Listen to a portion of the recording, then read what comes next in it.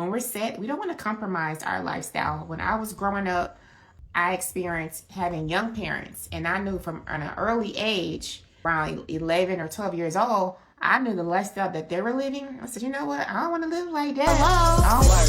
I got that. Work. I got that. I don't want no boots on my car. I don't have to walk blocks away, hide from repo mans, and I didn't want to live in no modular or mobile home. Off-rip lifestyle was very important to me at an early age. I already knew what I didn't want. I put things in place so I can live the way that I want, right?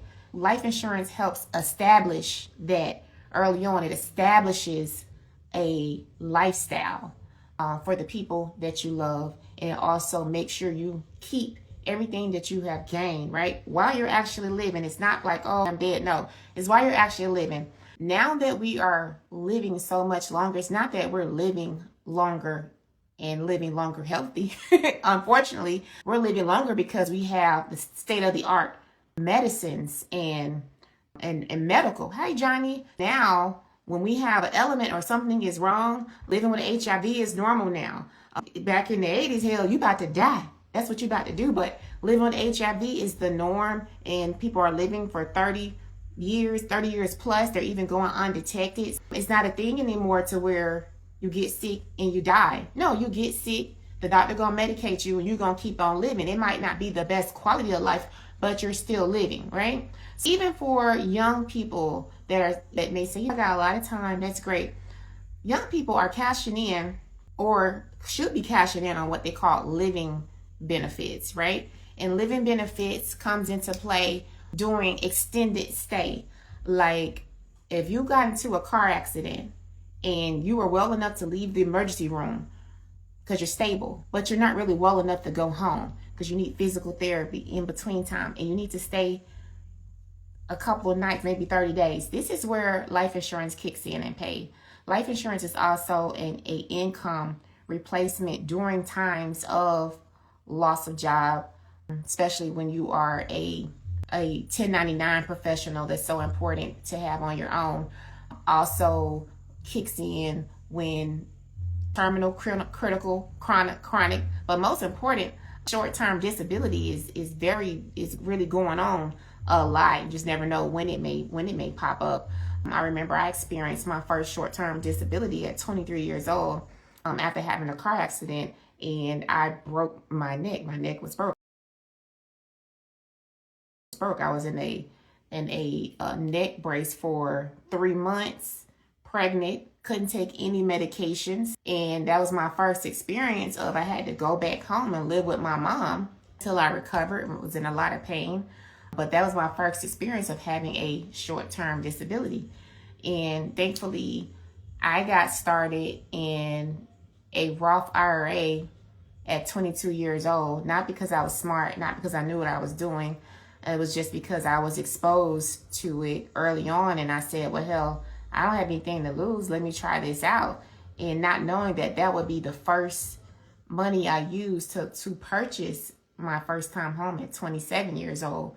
And I had the luxury of purchasing a ugly home, right? I was able to get a deal because I had money to refurbish that home, to get rid of the ugly bathrooms that I didn't like, to get rid of the kitchen that I didn't like. Because when you have that Roth, you could take that first $10,000, you can use it towards your first home-time purchase. You can use it towards remodeling, all that stuff, without having to pay a penalty. It's the most flexible account that you can have. I recently did a survey in the Millionaire Portfolio Strategies group. It's a Facebook group that I have. And in that group, I did about 5 different types of investments. One was stock, one was real estate, one was digital products, one was courses. Like what investment money you see yourself bringing in, whether that's passive income or money that you invest and waiting on something to come back from that. And of course, the top one was real estate. And the real estate is the top one is because real estate is a showman product. It's tangible, something you can see, and it is the result of your prosperity. It's the result of my income good. Now, it's the result of I did this, I was silent, now I'm showing off. A lot of people just kind of look at the end result, but they don't take notice of the process. So to my people that is in their accumulation phase, please take notice of the process. We're so busy looking at the end, and the lottery most of the time won't get you there. I was paying attention to what process do I need to go through to get to this end result, to get these land, to get these houses, to have a way to properly invest, to have a way to avoid overpaying in taxes. Just kind of having a way to think all of that through. All right. So I'm so glad I was able to chime on today, but definitely for salespeople that are new coming into insurance, it is very important to sell to the people that want your product. That's going to keep you in business.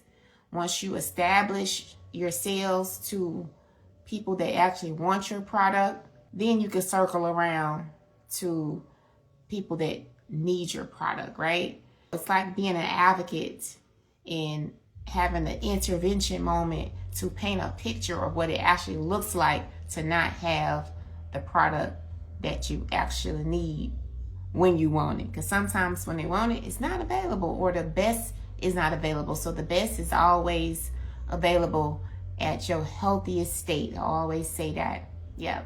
Anyways, if you have any questions, please drop them below. If you want to join in on the live in my Facebook group, you can find that group on Millionaire Strategies on Facebook, Millionaire Portfolio Strategies on Facebook. If you just so happen to be looking for life insurance at this moment, you can go to life.mpgagents.com for a quote or illustration, or to speak with a consultant. Thank you for joining on, Angie and Johnny. Bye.